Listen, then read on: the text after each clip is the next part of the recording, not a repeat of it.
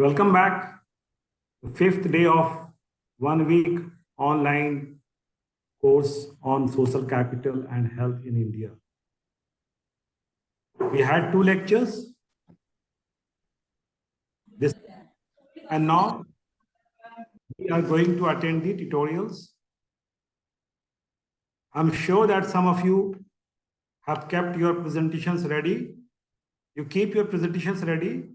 And before that, I would like to invite Dr. Mohammad Swalehin, course co-coordinator, to present his observations and comments on the first 2 lectures that we had this morning. So, Dr. Mohammad Swalehin.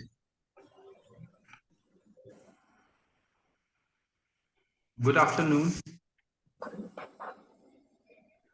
Today we have wonderful on health expenditure and universal health coverage, recent government of India, and the second lecture goes on sources of health data in India and emerging issues in health research. I just want to assert my observation what we have discussed today. Inequality is the basic inequality of society, and this health inequality is literally having some corresponding effect on the social problems. Like, we need to just discuss about that. Why literally we want to have the government health expenditure, because out of pocket expenditure is the burden on common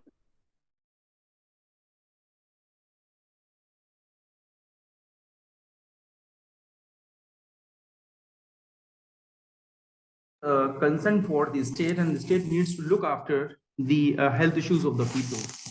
So we discussed that how this health expenditure can be feasible and how it can be operational by the government. The WHO has literally recommended 4 key initiative financial strategies for keeping in mind while formulating the health expenditure strategies. Number 1, that increasing taxation efficiency. Number 2, increasing government budget for health. Number 3, innovation in financing for health. And number 4, increasing development assistance for health. Keeping in mind this, what the WHO has recommended, the 4 key financing strategies, the government of India has literally taken initiative. And if we look into the policies which related to the health, so government literally develop some sort of response towards the problem of out-of-pocket expenditure or catastrophic expenditure on health. So universal health coverage is a comprehensive program which is actually covering the means all people have access to the full range of quality health services that they need when and where they need them without financial hardship. The basic idea of the universal health coverage is that no one should be deprived of quality of healthcare for the lack of ability to pay. Or universal health coverage in recent time has become a critical indicator for human equity, security, and dignity. Universal health coverage has become a well-accepted objective of public health policy around the world. And public health coverage literally taken into consideration the public services and social insurance. So this is the way that the universal health coverage can literally develop some sort of response against the out-of-pocket expenditure, which the common man is literally having. And the different issues of the government, the different issues which are literally related to the health, the government has developed some sort of policies regarding this. Just like the National Health Policy Protection Scheme, which is looking after the secondary and the tertiary hospital care, under which the government has launched in 2018 under Pradhan Mantri Jan Arogya Yojana, that under this scheme, the government has launched the Ayushman Bharat. It is one of the most ambitious health mission ever to achieve universal health coverage. Universal health coverage also look into the important parameters that we need to look in. Number 1, it is related to the service delivery. Second, that the health financing, and the third one is related to the governance. And India is multi-layer universal health, is having multi-layer universal health coverage model that is paid by a combination of public and private health insurance. So public and private partnership literally is very important in coming forward for developing some sort of response regarding the health issues of public concern. And central government, somewhat in collaboration with the state government, is literally developing some sort of policies which is looking after the public health issues. So in most of the cases, the central government is literally having their program, and it is literally looking after the health issues in collaboration with the state government. Central health expenditure in 2022 is of around 5,40,264 crore. That is 3.2% of the GDP that has been spent on the public health. And the state has to, union government share is about 34%, and the state government share is about 65.7% in looking after the health issues related to the public health. And we also have the lecture on the sources of health data, and that was enlightened to us that data is actually being considered as the meaningful information which is actually being related, useful to us, relevant to us, and the data which is relevant to the research objectives can also being an important information for the researcher. So data can be considered at the three levels, that is the primary level, secondary level, and the tertiary level. The primary data is actually being collected by the researcher himself. It is being generated and created by the researcher himself. And the secondary data is when the agencies and some other governmental agencies looking after the generation of the data. So Professor Akram sir has already given a detailed information about the sources of information related to the health. And he just talked of NFHS, National Family Health Survey. So we need to look into such type of surveys, because the governmental agencies literally presenting such type of survey is literally having the data which is really relevant and fruitful for the researcher to look into it and try to do some sort of analysis at their end. So NFHS literally having the 5 rounds of surveys that has been first survey that has been initiated in 1992 and the last in 2019. And it is the rich data taken into consideration the different dimensions related to health. And he also talked of the National Sample Survey Organization. It is also the governmental agency who just looking into the data collection related to the different dimensions. And other source of data may also, you can also consult the data like AHS, Annual Health Survey, right? It is also providing some sort of information and data that can be relevant for the researcher. DLHS, District Level Household Survey. It is also just providing the data related to the district level, right? If you look into the data at the state level, and then it is also providing the data that can be fruitful for the researcher at the district level. So this is my observation regarding the lectures that literally today we had, and it was wonderful deliberation on sources of data and regarding public health expenditure and universal health coverage. Thank you, sir.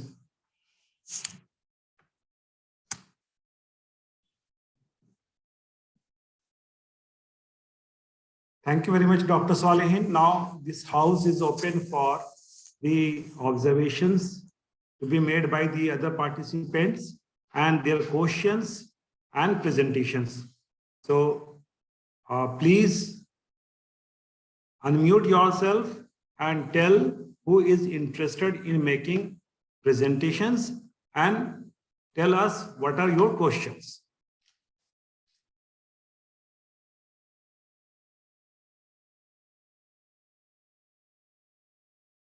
Please.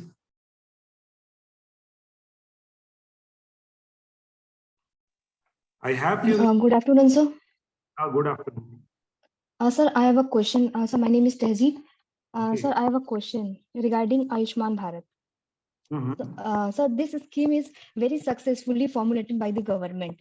But if we see at the grassroots level, it has been very poorly implemented. So my question is, so what can we do to implement it at the grassroots level where people are really unaware of these policies and programs? No. They are going to yes. The first question that needs to be asked here, that how do you know that this is poorly implemented program? Sir, during my fieldwork, I have visited a few hospitals where during the conversation with doctors, I came to know about a person who came there for his wife's surgery. He was very poor man. That doctor asked her about Ayushman Bharat card. He said that, do you have that Modi card? Then that man replied, no, I don't know about that card. What is that? Then the doctor herself introduced him about that card, but he said, I don't have that card. The doctor told him that if you will have that card, then you will have this surgery for a minimum fee or very free of cost. So at that time, I came to know that there are very few people who know about these schemes. See, that goes against the principle of drawing conclusions, right? You randomly or accidentally got to meet a person. See, Ayushman Bharat, or for that matter, any government scheme is not applicable for 100% of the population. This is something that you know and we all know, right? And during the lectures, we stated that there are certain eligibility criteria. So he or she might not be meeting with the eligibility criteria, right? The right way to look at the issue would be to collect information about who are the beneficiary, collect the information from the district level officials, right, the government agencies, and you go and then conduct interviews with the respondents and then make a statement, right? This is not the way we should draw conclusions on the basis of one or two instances. Technically, this is not a conclusion, right? Now we come to the other part. Basically, when I was talking about the 2017 policy document, then that document itself says that some of the insurance models have not been successful in past, right? That means this is correct, that when government is executing a program, then all the programs are not getting executed or implemented the way the government is basically looking forward, right? Because this is mentioned in the document itself, and we have been seeing several evaluation reports. So that is a common critique of all government schemes. However, in this present program, the government has tried to mitigate the limitations of those programs, right? And made meaningful improvement. So if you want to know about this at length, I would suggest you to conduct some kind of primary study for this, and basically we all will get benefited because of this. Government is also going for some kind of evaluation studies. So if you happen to find any evaluation study on this, then please read that. But otherwise, don't draw a conclusion only on the basis of this much limited exposure, right? Okay, sir. Thank you, sir. Okay. I'll work on it. Okay. Right. And then, do we have any other question?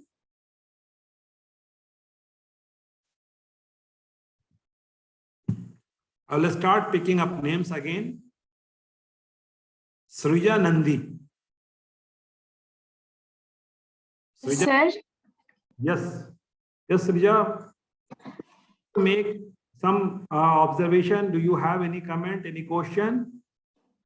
Sir, actually, I belong to English literature background, and I didn't study sociology in my school, in my graduation. So actually, I have learned a lot about sociology, but I'm not prepared with any presentation. Sorry, sir. Richa, your presence in this class has actually made this class successful, because this is the purpose. This program or this course is not exclusively for the sociology student. Did we discuss any of the core sociological concept? We didn't discuss. But you joined this course out of your interest, right? And Yes. we have been saying, I'm saying that you are present in most of the sessions. That is why I'm asking you, right? So you might have learned few things during this course. No matter which topic, you pick up any topic that you think that you heard properly and you understood something, and share with us, right? You don't need Yes. to prepare for this. Just whatever is coming to your mind, whatever you listen and learn in last 4 days. Start. Actually, sir, I'm not that much prepared for this. Okay, you are not that much prepared. I'm saying whatever little preparation you may need for this, just ask 2-3 questions.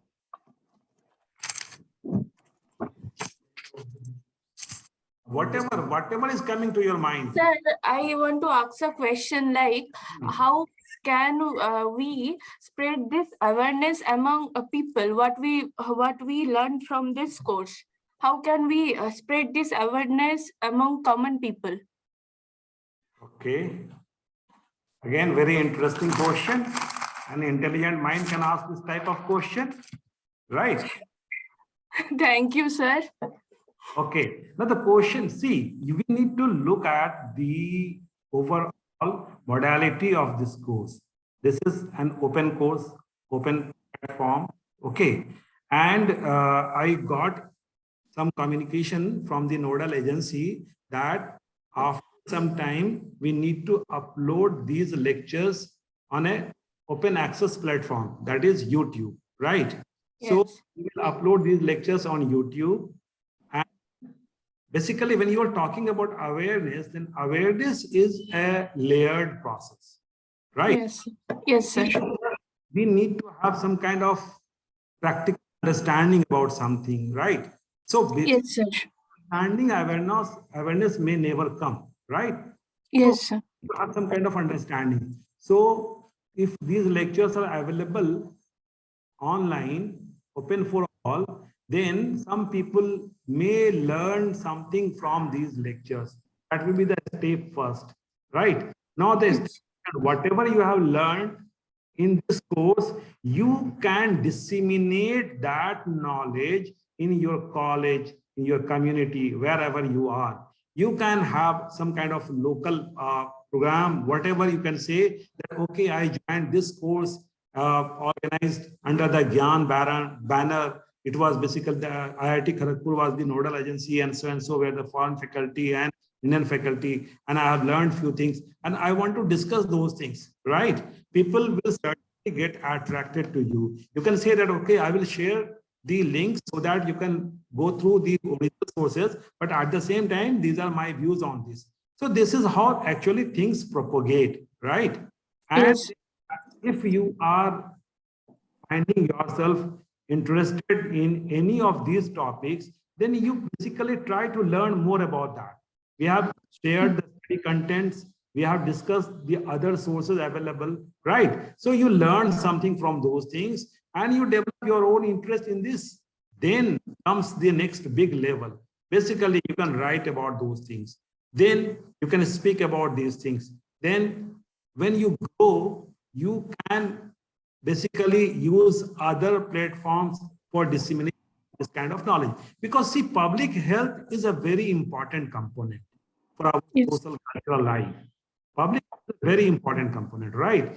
All of us are meaningfully engaged, right, with the notion of public health, right? So if we think in terms of public health, if we think in terms of how to enhance the social capital, which is another important component of this program, then gradually, slowly, you will develop an understanding and insight, and that will get reflected from you to the others. So basically, this is the trajectory that we follow, not only for this course, for that matter, for any other course, right? When you go for the formal learning, doing your post-graduation or your research on any topic, then how do then you disseminate that kind of understanding through this trajectory, right? Same thing will be applicable here. Here you have an added advantage that you will have the links of the classes uploaded on the YouTube platform. You can share those things also. Is this okay, Srijal? Okay, sir. Yes, sir. Thank you, sir. Okay. Any other participant who is having any question, observation, query? Otherwise, I will continue to pick up the names. Okay, fine. Let me ask Dinesh. Dinesh.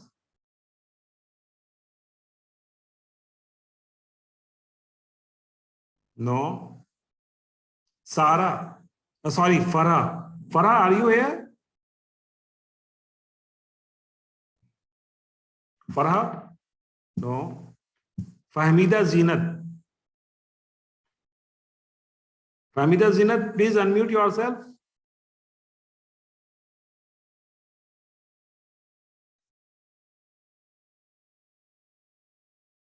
At least unmute yourself.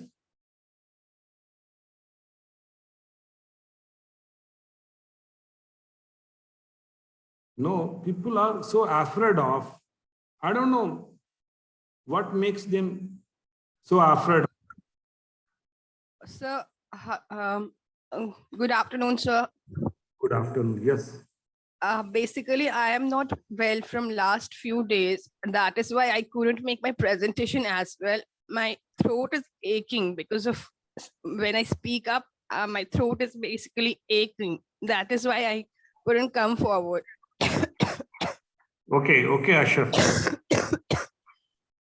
That is why I couldn't come up with my presentation as well. I will, if I'll be fine by tomorrow, I'll make my presentation by tomorrow, sir. Okay, fine. You sharing this much information is also meaningful, right? Thank you very much for taking the pains. Thank you, sir.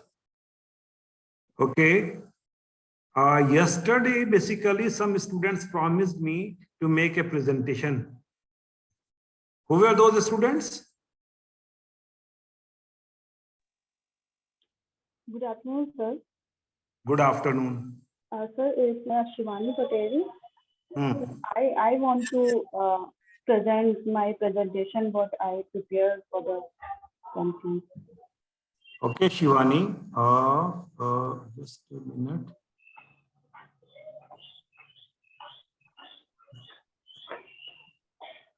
Shivani. Sir, I didn't give you the name anymore. Do you need a PowerPoint presentation, Shivani? Yes, sir. Okay.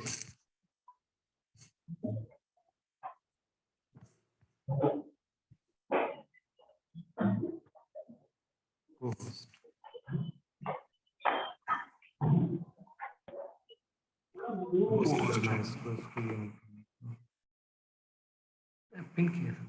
Co-host करना है ना इनको. अच्छा यहाँ से.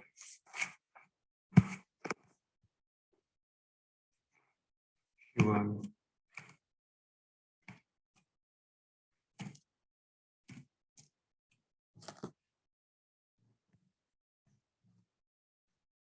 वहाँ ही है, इसको गोल रहा ही नहीं है. Just a second, Shivani. Okay, sir. Okay.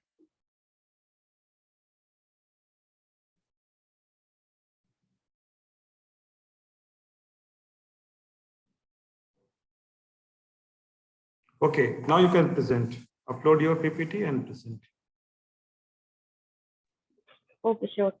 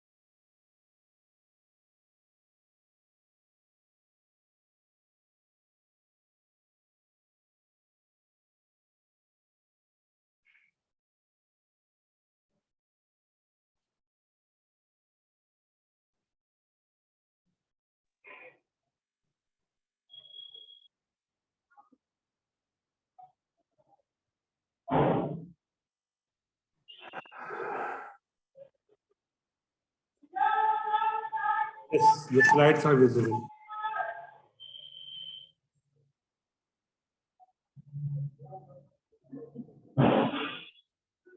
it visible? Yes, Shivani, it's visible. Okay, okay. So, first of all, I want to wish a very good afternoon to respected coordinator, sir, Dr. Mohammad Akram, and all the participants presented here. I am Shivani Patel, PhD scholar from University of Allahabad, Department of Economics. And my research topic is directly related to the conference, that is public health differentials and its outcomes in EAG states. Therefore, I joined your program, and this is so exploratory and informative for us. I am very thankful for this. Now, I would like to start my presentation. So, the topic of the presentation is health differentials and composite index for EAG states. This is the same for Mohammad Akram sir discussed the EAG empowered action group states in the first lecture, and the main concern of empowered action group states are that these are the North Indian states, totally 8 states, which are lagged behind the global targets of health, and not only global targets, they are lagged behind the national targets also. The infant mortality rate, maternal mortality rate, all the health outcomes are very poor in EAG states. Therefore, I want to make a presentation for these states, and the objective of the presentation is to analyze the patterns and trends in the mortality rates of infants, children under the age of 5, and to measure the relative performance of the states using the deprivation index. So, if we go for the deprivation index, I have made the development index, and then I subtract from 1, and thus I calculate the deprivation index. The data I used is from the National Family Health Survey reports 4 and 5.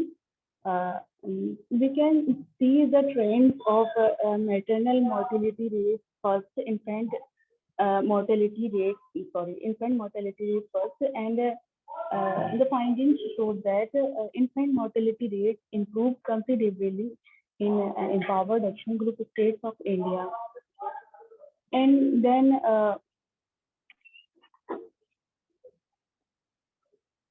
deprivation index of under 5 mortality rate, and there is a considerable decline in under 5 mortality rate also at the national level of 15.6%, but it is still quite high than the SDG target. And the same situation is for neonatal mortality rate also. If we compare these all mortality rates from NFHS 4, then the main major conclusion is these states have improved much in reducing these rates, but still these states are much poor condition than compared to South Indian states in India itself.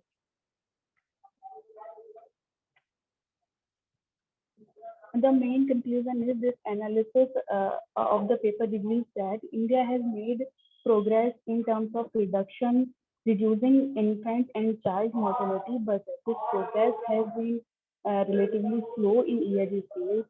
During this period, less than a 20% reduction in infant mortality was observed in some states, and others showed less reduction.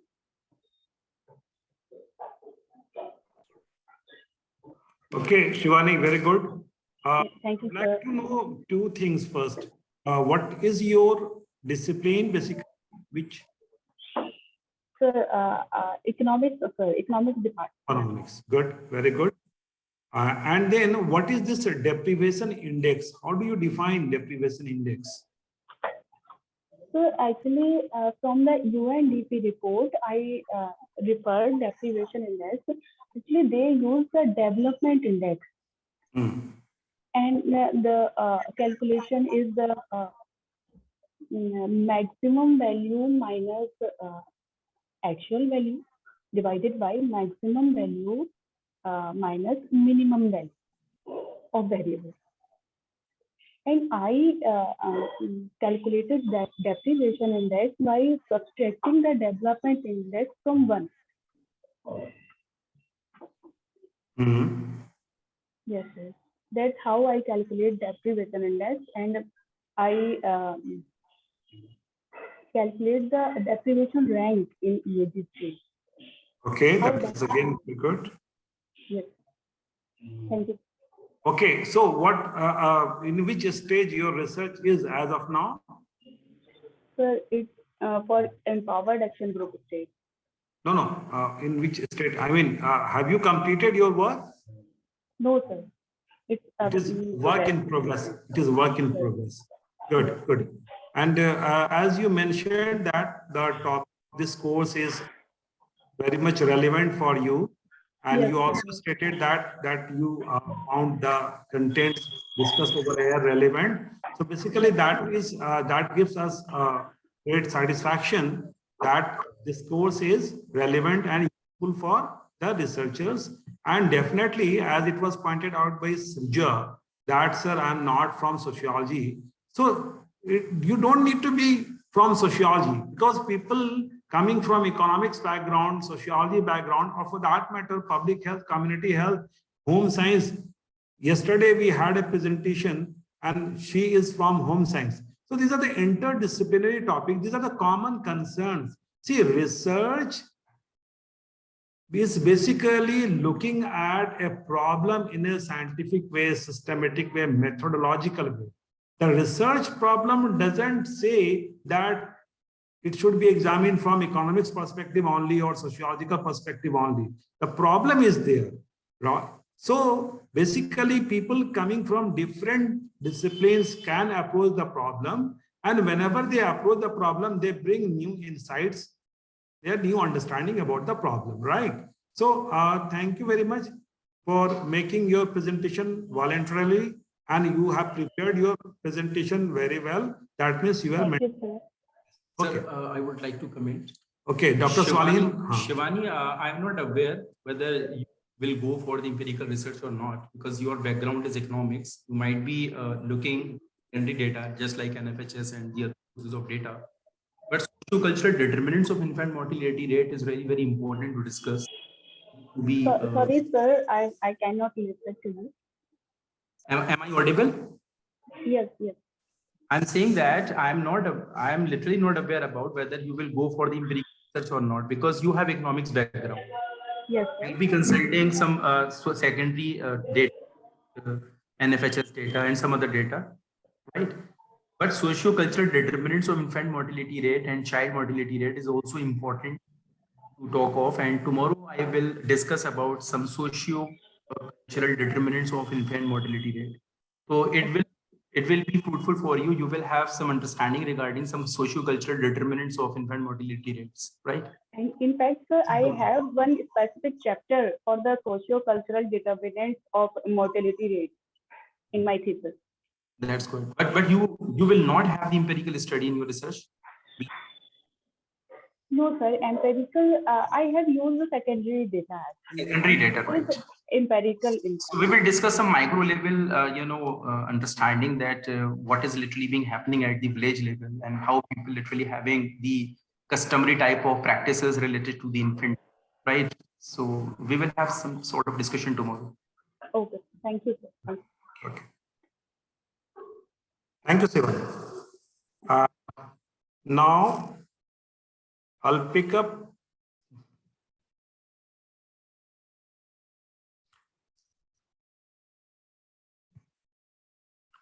Is there anybody who is interested voluntarily, like Shivani?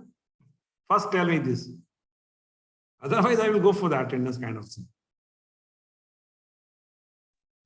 All right, sir. Yes, please tell your name.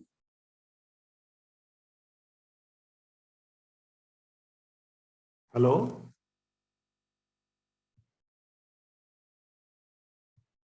Who spoke?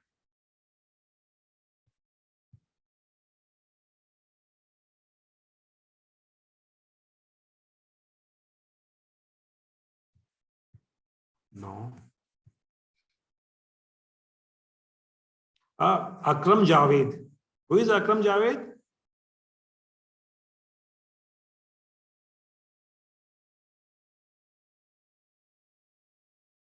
Yes, sir. Akram Javed, are you here? Yes, sir. Yes, sir. Okay. Where from you are? India, sir. Trichy. Yes, of course, India, Trichy. Okay. And what are you doing as of now? MCA. Studying MCA, sir. MCA. Yeah. Good. Okay. Now you tell us, what did you learn over here last 5 days?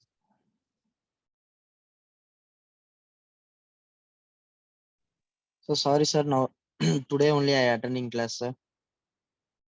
You didn't attend any of the previous classes? Yes, sir. Because I am in college, sir. So only I can't, sir. How, then you will not qualify for this course certification. Sir? You will not get the certificate of this course because you have not attended the classes. Sir, no, sir. No, sir, means I'm telling you. Sir, I can't attend previous class only, sir. No, you spoke that, sir, I didn't attend any of the classes. If you have not attended any of the classes, then you will not get the certificate. Simple. So you tell me whether you attended the classes or not. Sir, I attending class, sir. Not Previous it. day only I can't. Not it. So you attended the classes. I can check your attendance also.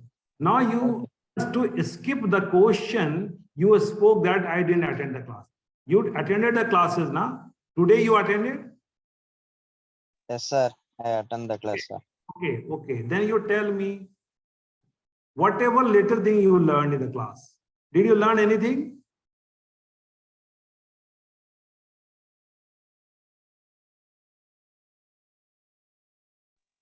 Okay, you tell me from your field. What do you think? What is the full form of MCA, by the way? Master of Computer Applications, sir. Okay, so we are talking about health information, right? Can you tell us how Master of Computer Application, how computer and ICT can help us in improving the information, health information? Can you tell us something about that?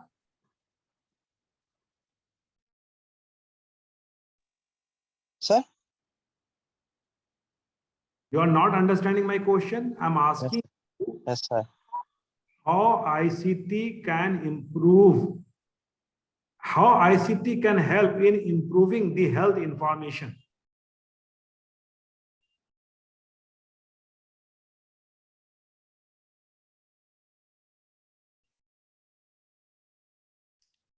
So it doesn't work like this, right? Mr. Akram Javed, it doesn't work like this. If you are attending a course, if you have joined a course, if you have paid the money, then you need to learn something, right? Okay, sir. Okay, sir. Yes, If you are not interested in learning, then please don't. Okay, sir. Mr. Tariq Anwar.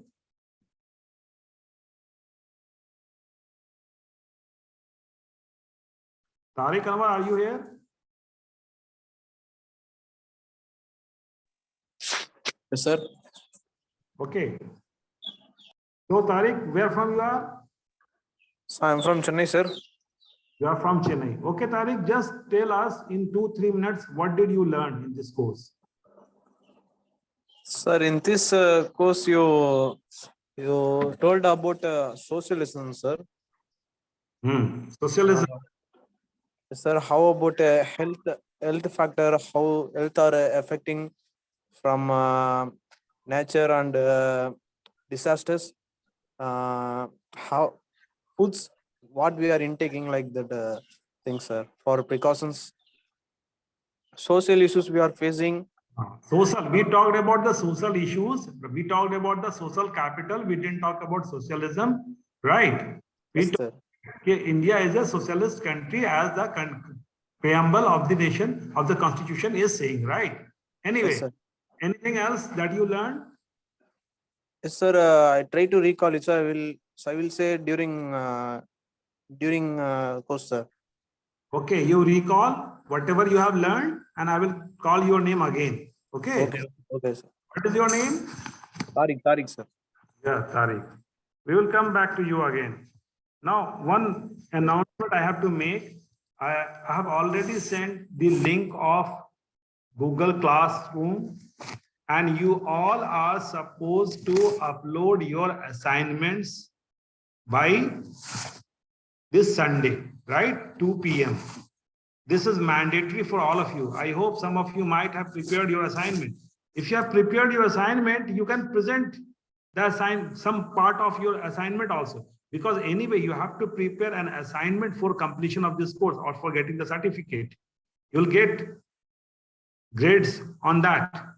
So this is simple. You are attending the classes. We are sharing the course content. You have to prepare an assignment. So prepare an assignment and then make a presentation. That's simple. That will enhance your learning. Okay, Tej.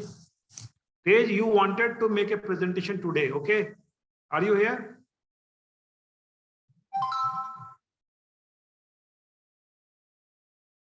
Tej Vundrawali. Sir, I'm here, sir. Yeah, please make a presentation. Hello, sir. Yes, make your presentation, Tej. Sir, I'm working on it, sir. I will not be able to present it today. Everybody is intending to make a presentation tomorrow. Will it be feasible for us? Okay, Aparna? Yes, sir. So, yes. Aparna, you want to make presentation? Right, sir. Yeah, I could do that, sir. Good afternoon. Okay. Good afternoon. Yeah. So I don't have my PPT because I'm working on the assignment. So I thought I could probably discuss that and also take feedback for the assignment. Good. Right. So I've because during the course of the past 4 days, there has been a conversation on lifestyle diseases, and like specifically yesterday there was this conversation on how with the life expectancy being risen and even the health care sort of improved as compared to 1950s, 1940s, what has also gone sort of not good on has gone bad is the growth of lifestyle diseases such as diabetes. So I thought I'll probably do my assignment on that because that's something that I've seen in my family and I've seen in the larger community as well. So I wanted to talk about that. So I got some data from a World Health Organization that I've been looking at, which is close to 77 million people above the age of 18 are suffering from type 2 diabetes. Around 25 million are already pre-diabetic. Then the younger population, that is below 18, out of the entire population in India, 10% already has diabetes. Now, these are staggering numbers. And what I thought that perhaps this is not just an individual issue, and this is the larger structural issue, that there is some government intervention that is needed in this area. And I made a few observations and I want to include them in the assignment, which is simple, something as simple as, let's say, train travel. Earlier, when we would travel, we would not get so many packaged foods. We would probably get some vegetables or chana or cucumber or, things like that. Fresh juices were more readily available. But now we see that even when it comes to train travel, the food that we are getting is packaged. Every single shop that is there at railway stations, it's chips or it's biscuits, and there's such widespread access to junk food once and for all for everybody. And even in rural areas, where FSSI, that quality control organization for food, that is not as effective in the rural areas. So there are certain brands and certain kind of junk food that reach rural areas, which are cheaper and more harmful. And that sort of, there was this kind of belief that the rural India perhaps will not have diabetes because the lifestyle diseases are not going to affect them. But even that is changing, which is what I found during my research for my assignment. So that is also an alarming situation, that we see that how the growth, unchecked growth of junk food has sort of affected our life. I think that is one important thing that sort of needs to be checked if we have to sort of control diabetes in any form. Then second part that I was looking at are 4 healthy foods, foods that are marketed as healthy but are not healthy, and how we are swaying away from our traditional indigenous diet, how we are swaying away from a protein-rich diet.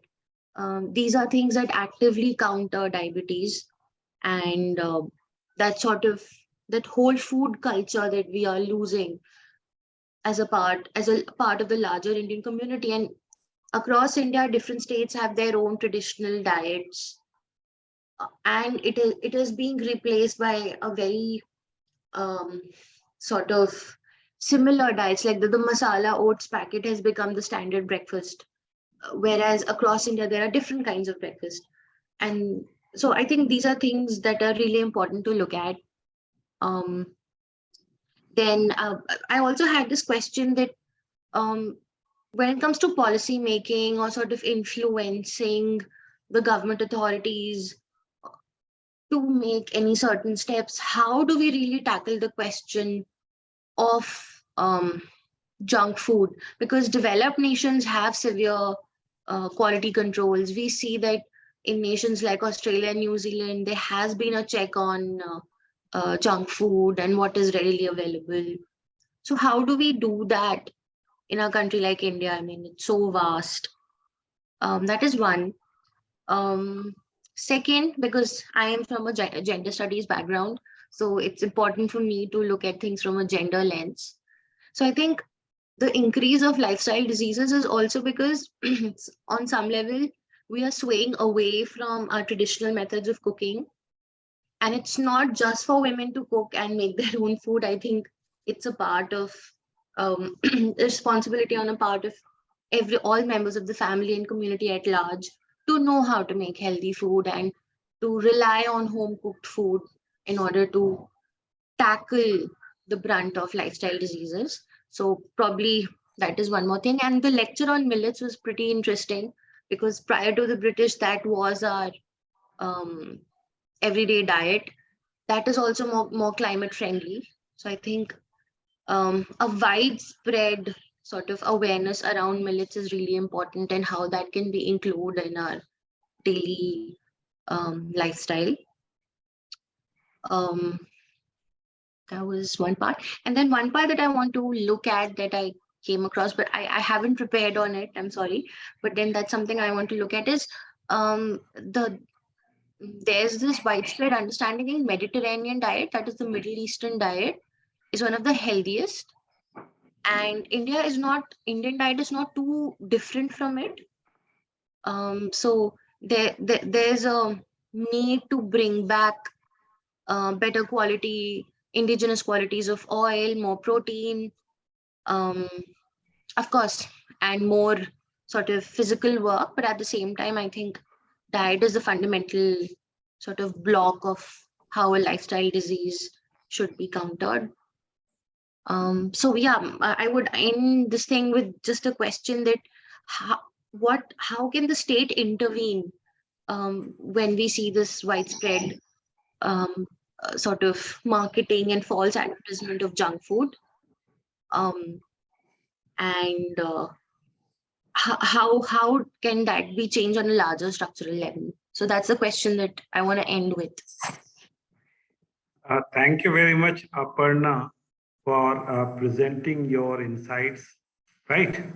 And you have asked very relevant questions. Now, let me share with you, one of my students working under me has examined this problem, right? Her topic of research is food, maternal health, and cultural capital, right?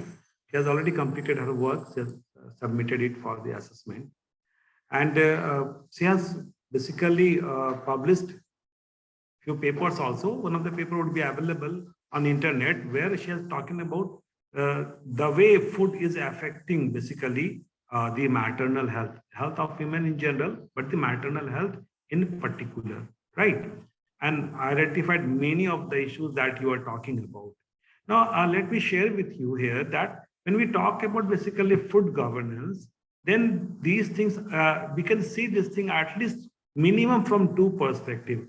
From the perspective of the individual, at three perspectives: from the perspective of the individual, the community, and the state. Now, let us talk about the role of the state. State is responsible for governance, right? So when we see food adulteration, so food adulteration is basically a criminal act, right? A criminal act of a severe nature, and directly the state is responsible to control that kind of thing.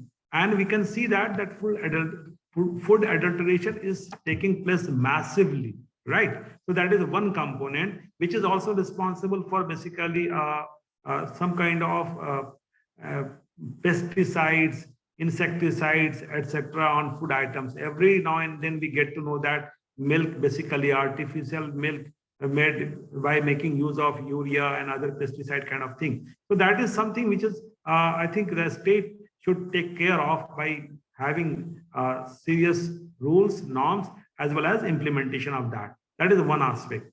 The second aspect is basically the individual and the community level.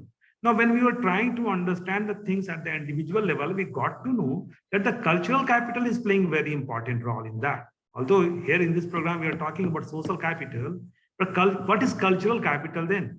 Cultural capital is the learning that basically that becomes part of you, right? When you learn something and you understand it very well, and to the extent that it gets indoctrinated in you, then it becomes part of your cultural capital. So educational institutions are playing very important role in developing the cultural capital.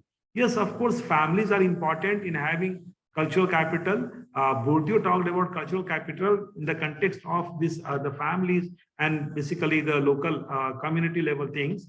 But one of the formal agencies which can impart this cultural capital is educational system. That is why basically we get enrolled in the educational institutions. That means if we disseminate a culture where we try to understand food scientifically, right? Then perhaps we would be aware of the negative impacts of those harmful components of the junk food.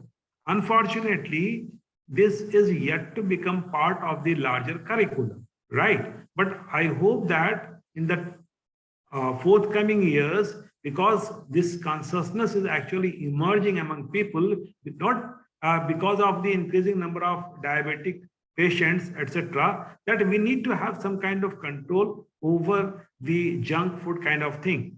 But along with that comes the community consciousness, basically. When there is a birthday, say, when you are going to celebrate a birthday in your house, what is the possibility that you will bring most of those junk food type of thing in that birthday program?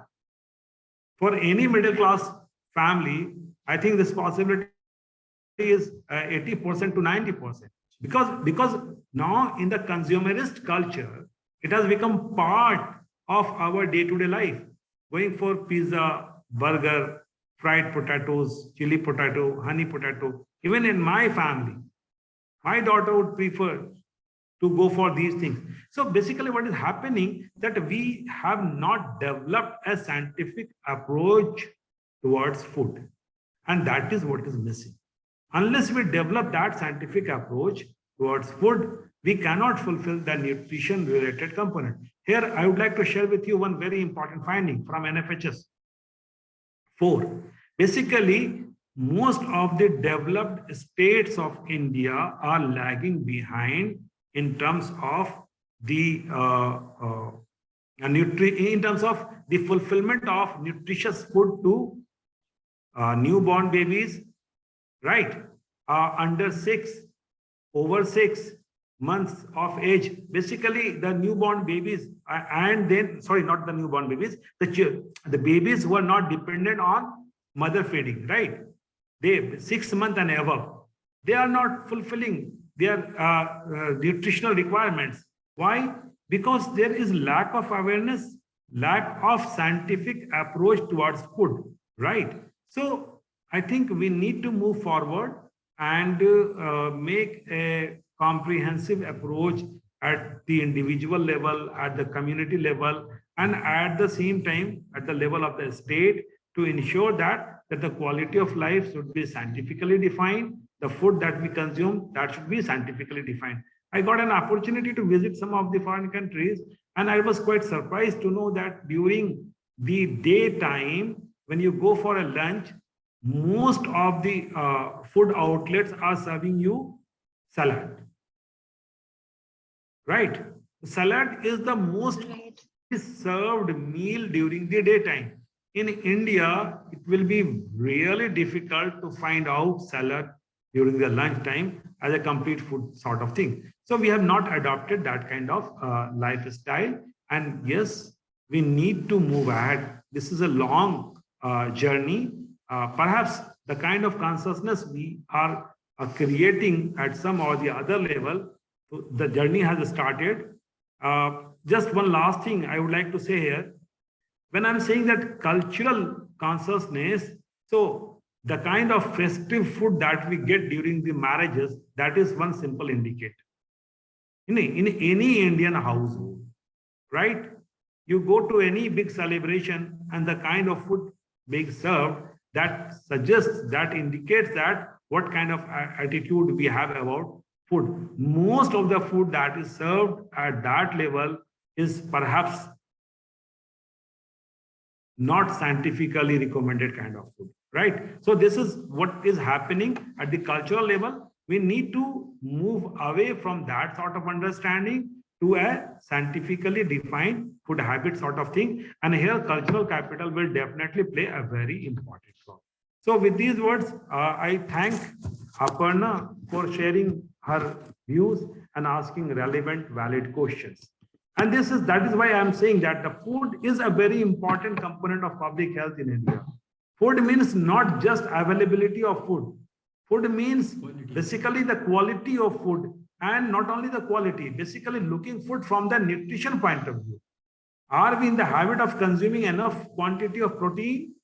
Are we in the habit of reducing the level of carbohydrate, the unnecessary level of the carbohydrate sort of thing? There are so many things. I can keep on saying, but yes, we are moving to the next participant. Right. Hello. Thank you. Thank you, Can sir. I give one more presentation? Yes, Iram. Yes, Iram. You want to give one presentation? Yes, sure, you can. Now, who are the other participants available for? She's telling good tomorrow. Aram communicated. Aram, yes, you can make a presentation tomorrow also. No issue. And then I'll pick some names. Gokul Poonam. Gokul Poonan. Gokul Poonan, are you here?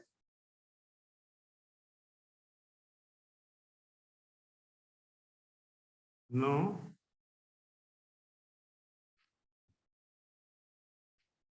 Ashik.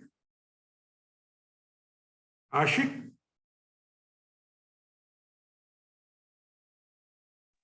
Yes, sir. Okay, Ashik, where are you? Trichy, Tamil Nadu.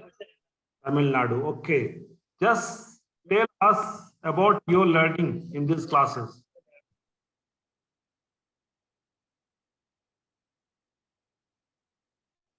What did you learn over here? Don't write. Unmute yourself and say. He is writing super.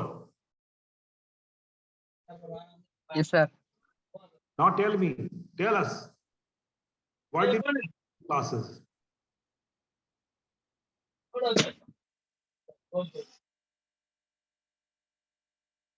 Start sharing.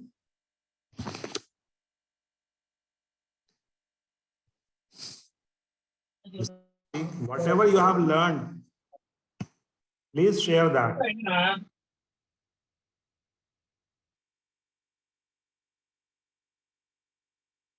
You didn't learn anything?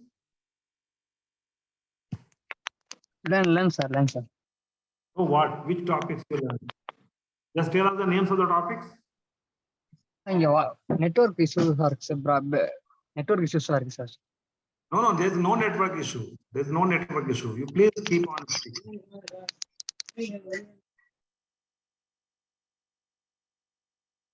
Learn, sir.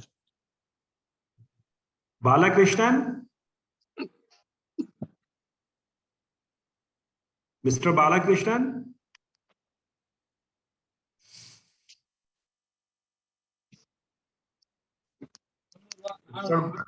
Mr. Balakrishnan, please respond.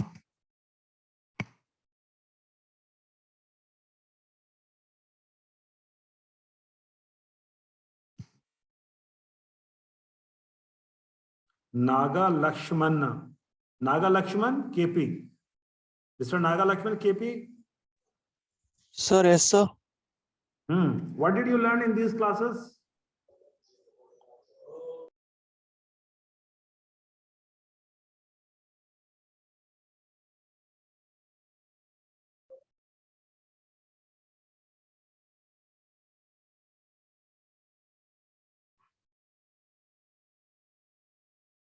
Mohammad Yahya,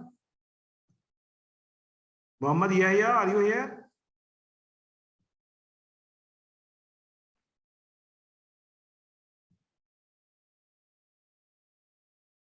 Mohammad Yahya, are you here?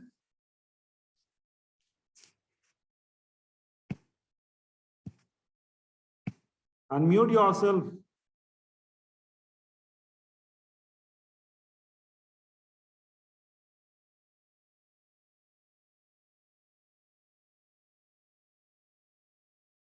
Vijay Mani?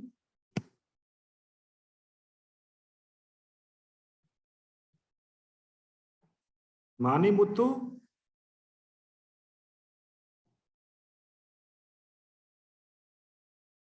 I don't know.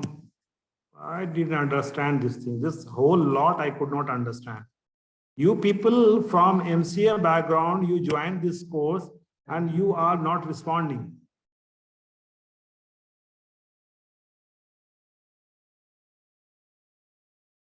Somebody unmute himself or herself and tell us why did they join this course?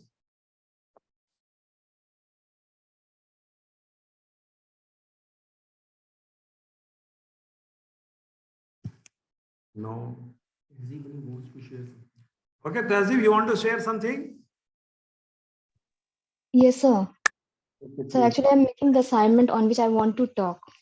Yeah, please. Okay, sir. So I have prepared a PPT, sir. Small PPT.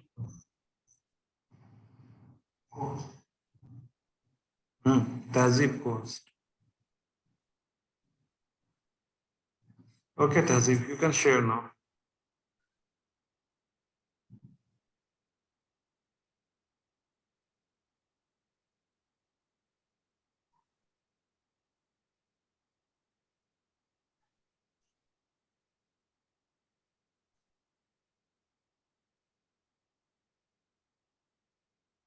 Is my slide visible? Yes, it is visible. So actually, yesterday when we were talking about public health and today we were talking about emerging issues in health research, we never talk about topic menstruation, which is for public concern. The topic which we really never talk about because of the taboos surrounding menstruation in many parts of the world. People usually don't talk about this topic, but I think this is a matter of concern, which we should all talk about this. Yes, yes, Uh, yes. For me, I think the topic is menstruation should be addressed as a health issue, not as a hygiene issue, because mostly people use it for as a hygiene in case of hygiene and sanitation, but never address this as a health issue. The menstrual cycle is the regular natural change that occurs in the female reproductive system that makes pregnancy possible. While menstrual health is defined as a complete physical, mental, and social well-being in relation to the menstrual cycle. This definition reflects the multifaceted nature of menstruation and the many ways the lives of those who menstruate can be affected by their ability to properly manage their menstrual health. Achieving good menstrual health is not just a matter of ensuring access to menstrual product, but also relies on individual having the resource they need to participate fully in all spheres of life during their menstrual cycle. These resources might illustratively include information, supplies, sanitation facilities, supportive environments. But why do we need to know about this? Firstly, menstruation and menstrual practices still face many social, cultural, and religious restrictions, which are a big barrier in the path of menstrual hygiene management. In many parts of the world, especially in rural areas, girls are not prepared and aware about the menstruation, so they face many difficulties and challenges at home, schools, and workplace. In rural areas, women do not have proper toilets and access to sanitary products, or they know little about this product. So they mostly rely on reusable cloth pads, which they wash and use again. And apart from this, there are many myths related with menstruation. Firstly, people think a menstruating woman is impure, sick, or even cursed, but this is not right. She's not impure or sick. She has facing some physiological change in her body. Secondly, a menstruating woman cannot offer prayer, take part in religious ceremonies, in forbidden from touching a sacred object or enter a place of worship. This is also a myth because she might be because she is following these practices as a respect for religious sentiments of others. Contact from a menstruating woman or even her presence in the vicinity will spoil a wine, bread, or a pickle. People believe this, but as long as hygiene is maintained, everything will be good. Common symptoms during menstruation: abdominal swelling, mood swings, headache, abdominal pain. Millions of women and girls worldwide experience period poverty, described as limited access to period products, menstrual education, or adequate water, sanitation, and hygiene facilities. In addition, cultural norms, stigma, and taboo surrounding menstruation create further barriers to achieve menstrual health. Menstrual health was not on agenda of International Conference on the Population and Development or the Millennium Declaration, nor it explicitly stated in the Sustainable Development Goals target for Goal 3, that is health, fifth gender equality, or the sixth one, water and sanitation. However, it has been placed on the global health, education, human rights, and gender equity agendas by grassroots workers and activists from the global south, drawing attention to reports of women and girls, experiences of shame and embarrassment, and the barriers they face in managing their periods because they do not have the means to do so, with consequences for their life opportunities, including their right to education, work, water and sanitation, non-discrimination, and gender equality, and ultimately to health. WHO salutes the grassroots workers and activists, notably those from the global south who had dragged championing menstrual health and welcomed the inclusion of menstrual health in the Human Rights Council agenda. WHO calls for three actions. Firstly, to recognize and frame menstrual as a health issue, not as a hygiene issue. A health issue with physical, psychological, and social dimensions, and one that needs to be addressed in the perspective of a life course from before menarche to after menopause. Secondly, to recognize that menstrual health means that women and girls and other people who menstruate have access to information and education about it, to the menstrual product they need, water, sanitation, and disposable facilities, to competent and empathetic care when needed, to live, study, and work in an environment in which menstruation is seen as a positive and healthy, not something to be ashamed of, and to fully participate in work and activities. Thirdly, to ensure that these activities are included in the relevant sectoral work plans and budgets and their performance is measured. So in every country, government could and should do more things to improve access to menstrual products. They should make school, workplaces, and public institutions supportive of managing menstruation with comfort and dignity. More importantly, they should normalize menstruation and break the silence around it. Right to menstrual health should be an inclusive right, extending not only to keep hygiene or provide sanitary products, but also with physical, psychological, and social dimensions included in it. Thank you, sir. Good. Very good presentation and an effective communication, right? You communicated your things well. Yes, sir. Thank you, sir. Now, but I have one question here. Yes, sir. My question is this, Tahzeeb, that although you mentioned categorically time and again that menstruation is not only a hygiene issue, but it is a core health issue. But some of the participants may fail to understand that how do you differentiate between hygiene and health? Because hygiene is again a health issue. So what difference this is going to make if we not address menstruation as a hygiene, if we not address this as a hygiene issue, and if we start addressing it as a health issue? So what kind of difference will occur? I think this question may bother some of the participants. Would you like to elaborate on this? I'm also wondering.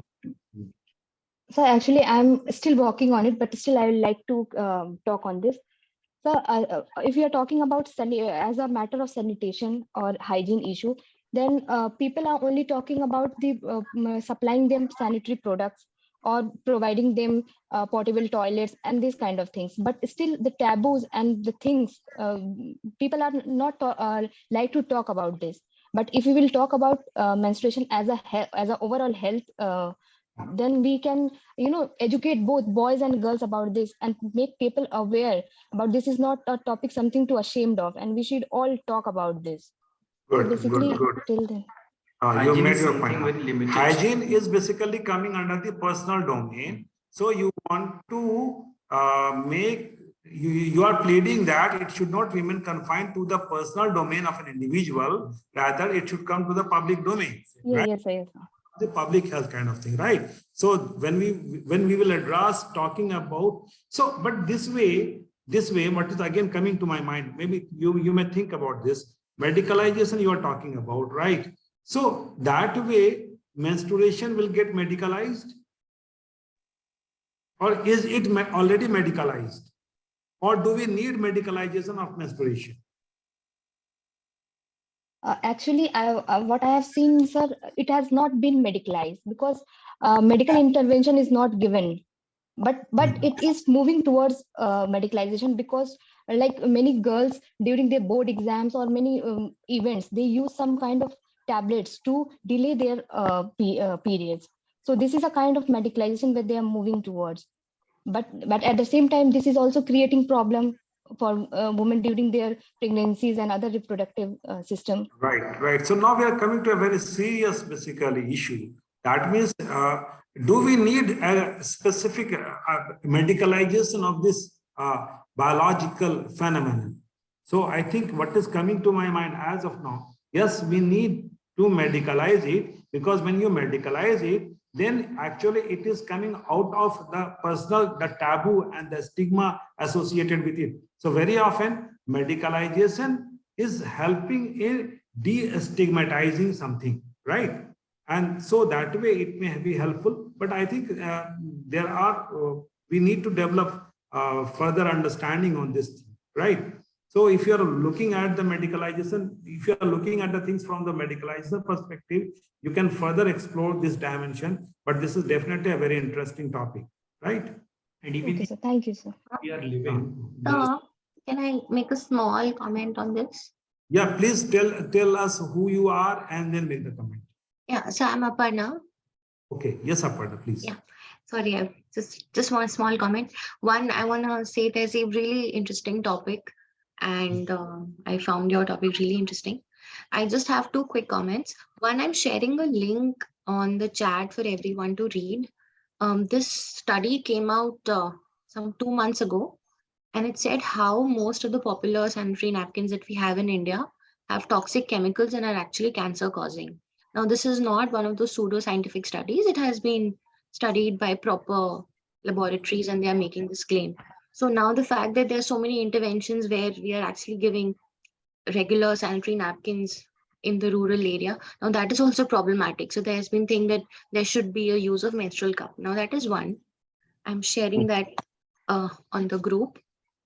Second part that I wanted to say that my personal thing, that I come from a relatively educated community, and I am sort of pursuing higher education myself. But even within my religious community and society, there's a lot of taboo around menstrual health and periods, because you're not allowed to attend any religious event. In fact, in the southern part of India, many houses still follow that, where you can't sit on the same bed or the same sofa, can't enter the kitchen. I mean, for those 3 days, you are like barred from being a citizen or like a human being, so to say. That the taboo is still so sort of deep inside people, and it is still followed. Like, I have someone who's gone through the same thing. So I think that way, I think your topic is so relevant, that it's not a hygiene or a religious or any of that kind of issue. It's a public health issue that sort of needs attention. So, Yes, true. Thank you very much, Aparna, for sharing or endorsing the views of Tehzeeb. And she is working on a related topic, basically health. What is that? What is your topic, Tehzeeb? Child delivery practice, right? Child delivery practices and medicalization. And medicalization. So definitely it will come under the broader umbrella also. You can talk about these things in your work, right? I think that is an interesting extension of your topic, if you can cover these things. So if you are getting some kind of insights from the field, you can add these things also, right? That will be really interesting. Because from the medicalization perspective, you can put forward an argument, right? Okay, sir. Thank you, sir. So basically, on the one side, we are having so serious participants who are working, attending, listening each and every word and eager to respond to, right? That's right. Now, one side, we are having so many such participants. On the other side, there are participants who are not, who are afraid of even unmuting themselves.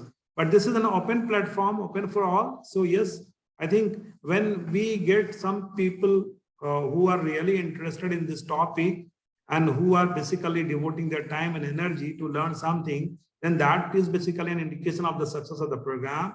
And I really feel, I don't know what I am feeling for some of the candidates who are not willing to participate in the tutorial activities. But I hope that I'm optimist in the sense that if they have joined this course, then certainly there might be certain idea in their mind. And hopefully, because of the encouragement that they are getting from the other participants, hopefully by tomorrow, some of them will unmute themselves, speak more, share their presentations, kind of thing.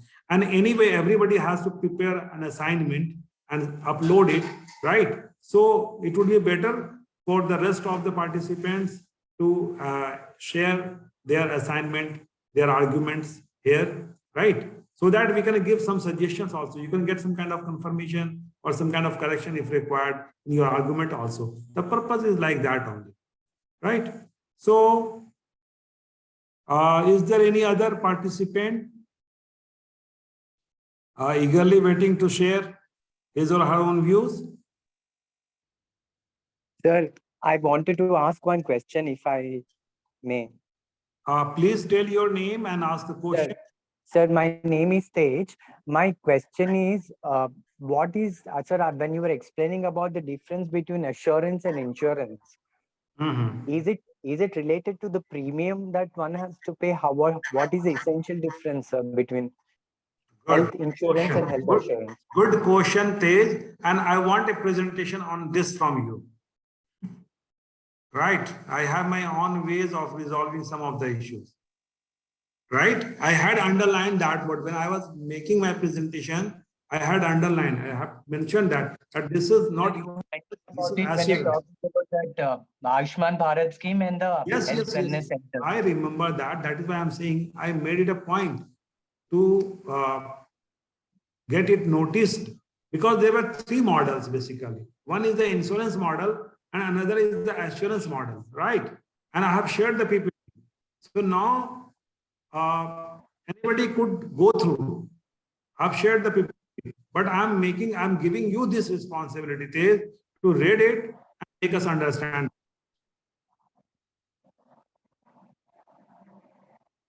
You can read it now also and respond to this question, because I've already shared that. Would you like to read it and respond? Yes, sir. Please read it and respond.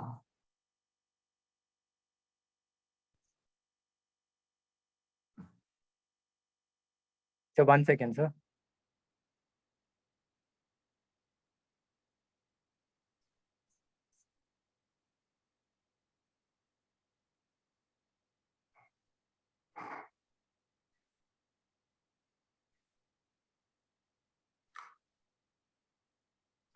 How many participants we have from Uttar Pradesh, from districts other than Aligarh?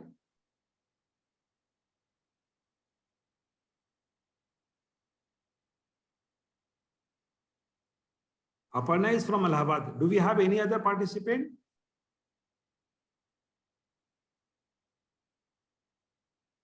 Perhaps no.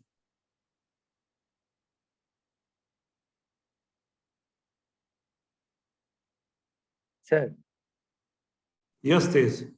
Sir, you had mentioned that, sir, this actually, I had read this when you were presenting this, assurance model or the trust model, which is the most common implementation model adopted by most of the states. And under this model, the scheme is directly implemented without the intermediation of the insurance company. The financial risk of implementing the scheme is borne by the government in this model, and government essentially reimburses healthcare providers directly. In the insurance model, the government competitively selects an insurance company through a tendering process to manage the Pradhan Mantri Ayushman Bharat scheme in the state. And based on the market determined premium, SHA, which is the, sir, SHA is the agency that is the in between the government and the insurance, SHA, which pays premium to the insurance company per eligible family for the policy period, and insurance company in turn does the claim settlement and payments to the service provider. The financial risk for implementing the scheme is also borne by the insurance company in this model. In the mixed model, which is a mix of assurance and insurance, the SHA engages both the assurance or trust and insurance models mentioned above in various capacities with the aim of being more economic, efficient, providing flexibility and allowing convergence with the state scheme. So what kind of understanding you are developing on the basis of this? Sir, my doubt is that when, sir, there are many government hospitals in the country and private hospitals. And a person who is eligible under the Ayushman Bharat scheme, his name has to be in the socio-economic SECC database, socio-economic caste census database. Then his name would be recognized, or he would have a letter received from the PMO office that he is a beneficiary. Now, once the beneficiary goes to a hospitals that are giving services under Ayushman Bharat scheme, they give the service and they put up the amount that they would have charged the patient. They give it direct. They give it to the National Health Authority monitored agency, and then each hospital gets its money or funds released. Is what I understood. See, there is assurance model / trust model, right? Sir. So basically the keyword here is the trust model, right? Basically, sometimes the governments directly have some kind of engagement with the service provider. And the service provider, if that service provider is a corporate body, then that is a for-profit type of organization, right? Whereas a trust model is not a for-profit kind of organization. It could be a not for-profit kind of organization, right? So the difference lies there only, that whether you're following, whether you're taking the services from directly from a for-profit organization or not for-profit organization, right? So think in that line and you will get an answer, right? Right, sir. Okay. Right. Thank you, sir.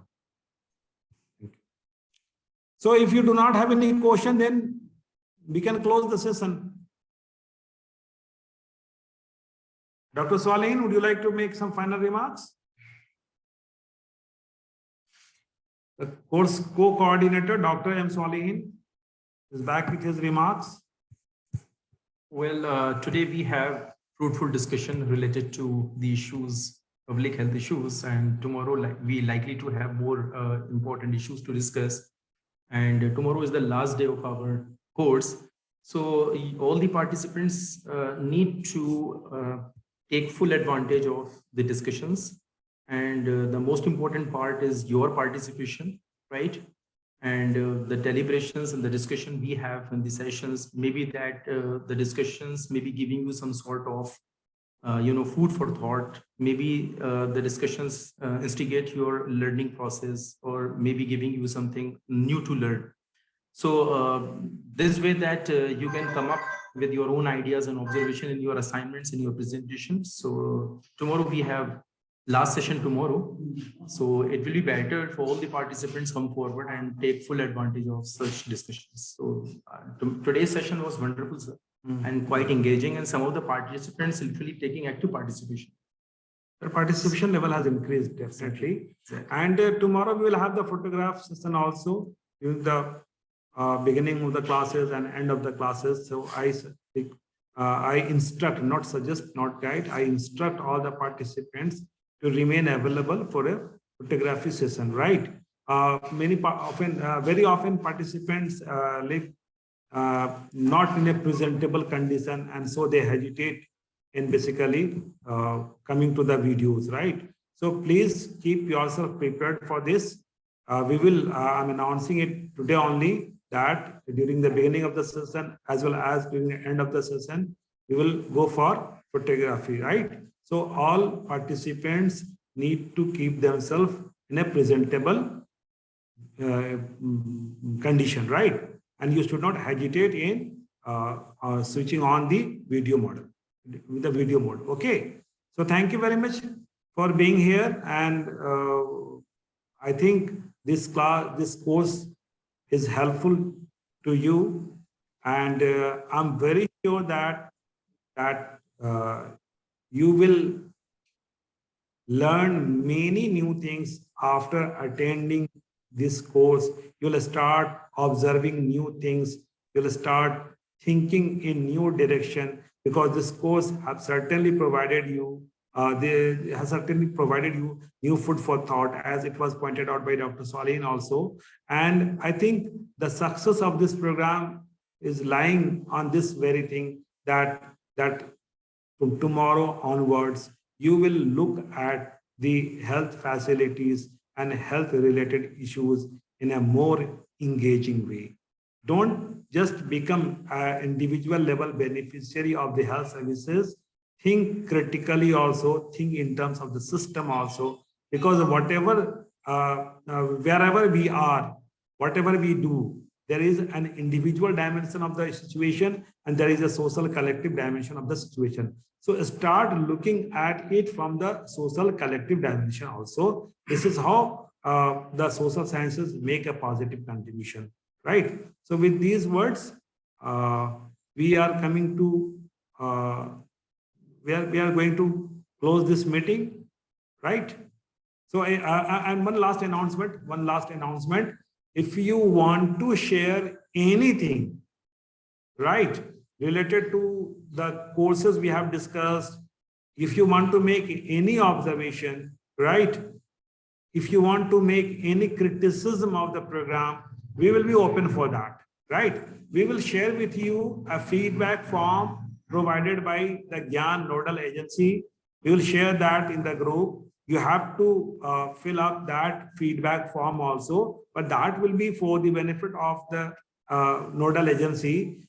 For our benefit, you will be open to share your observations and your criticism also, right? So if you like the program, which things appealed to you? If you didn't like the program, then what were your expectations and why and how we failed in fulfilling those expectations, right? So come with an open mind, do make your presentation, share your ideas, and criticize us if you didn't find us up to the mark, right? And we will appreciate that. And even I think that some of the participants should take this responsibility to present his or her observation at the end of the session tomorrow, right? This way we will get the feedback from you and we will feed forward this for the coming sessions. Maybe that we will have more engagement, academic engagements. So some participants should take this responsibility. At the end of the session tomorrow, you come up with your observation and feedback. And one last thing, basically, why I'm encouraging that much to all of you to share your ideas? Because these videos are recorded and these will be uploaded in YouTube. So later on, you will see yourself in the YouTube and you'll enjoy that, right? Your friends, your family members will see you. So that is again a very important part, right? We don't get these type of opportunities every now and then, right? So that is a good opportunity. Make best use of this platform and this opportunity. So thank you very much. Thank you. Thank you, sir. Please. Thank you, sir.